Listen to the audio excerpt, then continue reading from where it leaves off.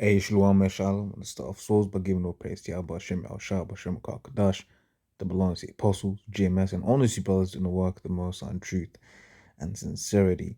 This is a quick one, right? One thing I hate about the USA Today app, in some of these news app, will give you one title for the notification, but then when you actually read the article title, it's something else. But the notification where you see it here, the notification was listing a thing of items, a thing, a list of legislation, which this new nominee for the Supreme Court judge saying, "Oh, these are the things that could change."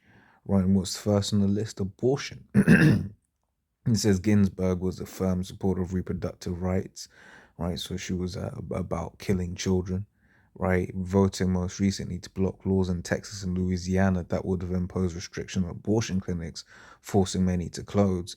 Barrett's most vocal proponents are in the anti-abortion movement. In one case, she would have allowed Indiana to try again to win court approval of law banning abortions based on sex, gender, or disability, right? And you read that as someone in truth, like, yeah, yeah, of course. That the fact that that's even and you look, I mean, look at that demon, man. Look how happy to protect Roe, right? And that's referring to the case Roe versus Wade, which around 1972, which legalized abortion, right? And if you know the scriptures, the precepts, that's around about the time scripture says, then when thou make thy nest among the stars, from thence will I bring thee down, right? Morally America started going down around about that 1969 1970 era, and this truth started coming up, so two prophecies interlinking, right? And you just kind of stop and ask yourself, is this literally all these people care about? With all of the things that's going on in the world, it's not, no, we've got to let women keep killing children, because that's what they're doing. Call it what you want. Call it a fetus if you want. That doesn't make it not a baby, right? In fact, while I'm here,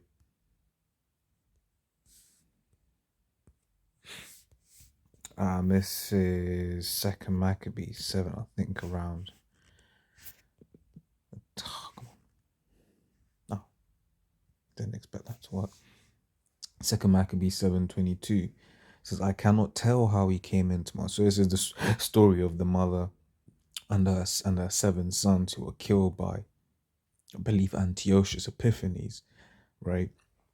She's basically watched, I think at this point she watched six of them die, or seven of them, and I think it's six of them actually. And then she's basically being asked, your ghost talk some sense in your son. I believe that's the point we are in the story.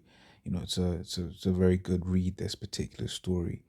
So Second Maccabees 7:22 says, "I cannot tell how he came into my womb, for I neither gave you breath nor life, neither was it I that formed the members of every one of you, but doubtless the Creator of the world, who formed the generations of man and found out the beginnings of all things, will also of his own mercy give you breath and life again, as he now regard not your own souls for his law's sake." So this is touching on 2 points. First one, obviously, that I wanted to get was the fact that you get these dumb rules that will say things like, "It's her body, her choice." No, you have no jurisdiction over the spirit that the Most High has put within your womb. That whole thing there is when you consider just how beautiful it should be, having a child is. That whole process. That is something that the Most High has put together. That is the Most High that's put the spirit from the spirit world and put it back into that matrix. But these people, man, they're bugged out. And it goes on to say, "But doubtless the Creator." So it's basically saying that it's the Most High is the one that puts the child into a woman's womb. And he says, who formed the generations of man and found out the beginning of all things, will also of his own mercy give you breath and life again. And that's going into reincarnation, because this was a well-known thing in the ancient world. And that's another thing. People think, it's just a bunch of cells. If you understand reincarnation, you understand that someone coming back into the into the flesh.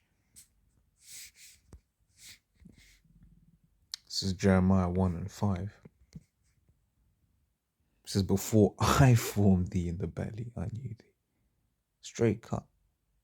In fact, let me read verse 4 so you know who's speaking. It's Jeremiah 1:4. The word of Yahweh came unto me, saying, before I formed thee in the belly, I knew thee. And before thou camest forth out of the womb, I sanctified thee, and I ordained thee a prophet unto the nations. Once again, going into the fact that it was the Most High is the one. So what that is the Most High that is forming a baby in a woman's womb, and they have absolutely no power over that process. Or rather, let me rephrase it. They shouldn't be tampering with that process, because the Most High regards that as life.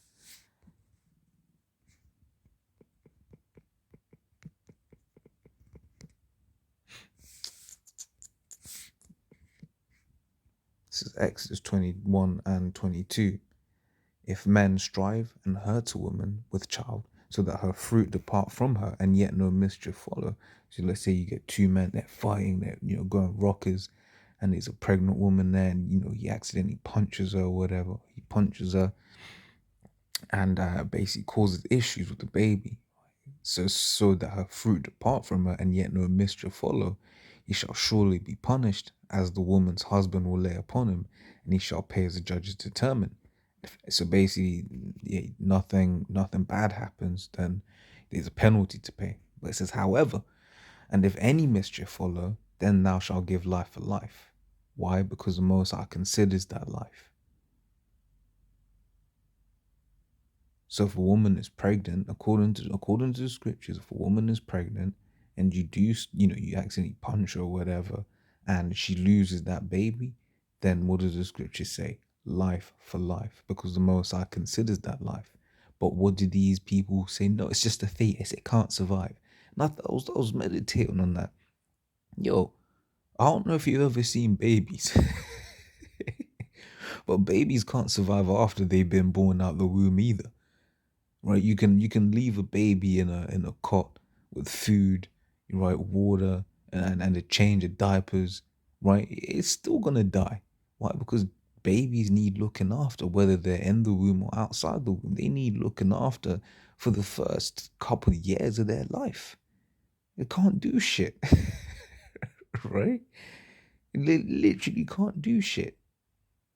So that's one of these arguments. That's one of these things that Esau pushes out on the world. This is Habakkuk 2:15, which says, "Woe unto him that giveth his neighbor drink." Now this is referring to philosophies. Woe unto him that gives his neighbor philosophies, right? And abortion is one of those philosophies. The very fact that if I was to go into work tomorrow and say I ain't down with abortion, and just bold, be bold with it. Say, hey, you people that get abortion, you're wicked, you're sick. I'm the one losing my job, not the one that is doing these things. No, they're okay. But what does the scriptures say? Speak about how you have the people that woe unto them that call evil good and good evil. That is this world. That is this world. You think about some of the things that we can't speak on publicly. Obviously, we speak on it when we're at camp, but when we're in Clark Kent mode, there are certain things if we speak on publicly, it's like, whoa, whoa, whoa, whoa, whoa. What are you saying there? You can't say that. And then we're the ones that are going to be looked down upon, made to seem as an enemy. So it says, woe unto him that giveth his neighbor drink, right? Philosophies that putteth thy bottle to him, and making him drunken also. So it's not enough that Esau has these philosophies. No, he wants everyone to have these philosophies. He wants everyone to be wicked like him, that thou mayest look on their nakedness. So what precept did I have here? right? This is Revelation 13:11, and I beheld another beast coming out of the earth, and he had two horns like a lamb, and he spake as a dragon. Two horns like a lamb represented the Republicans, patricians in ancient Rome, and Democrats, plebeians in ancient Rome. Horn representing power. Now I'll bring this one out because you have certain people. You have Jake saying, "Oh, we have to vote a Democrat so we can get Trump out of office." Look, man, they're both the left wing, right wing of the same bloody bird, right? They're of the same eagle. This is what the scripture is basically talking about. You have this idea of the Republican is anti-black people versus the Democrat, which is supposedly pro-black people. But these are the same devils that will be pushing abortion clinics in your neighborhood. That's one of the things it said in this article, right? It says Ginsburg was a firm supporter of reproductive rights.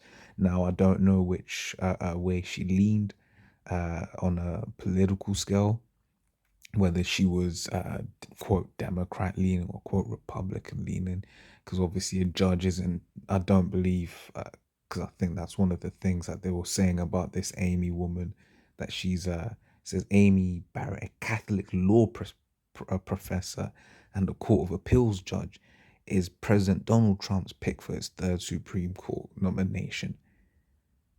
So what are they pushing there? Oh, she believes in the Bible.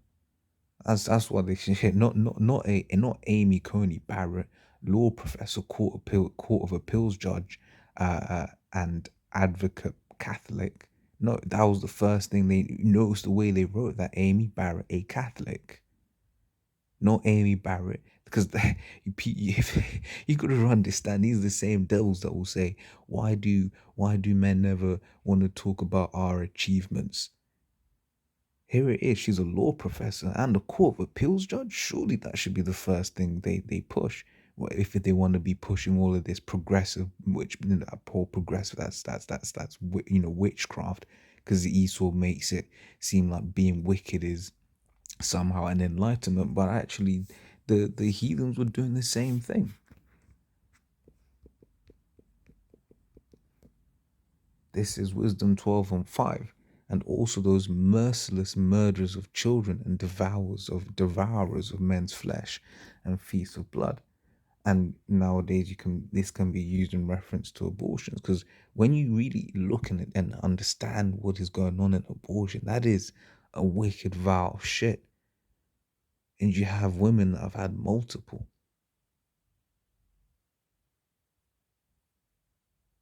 And then people have a problem with the fact that we say we want to get out of this kingdom where things like this ain't happening, where you don't have to explain to someone why killing a baby in the womb is wrong. Can you imagine that? Really, really, really deep, the fact that we have to explain to people that killing a child in the womb is wrong. Hey man, so with that, Lord's what I was edifying. So next time, shalom.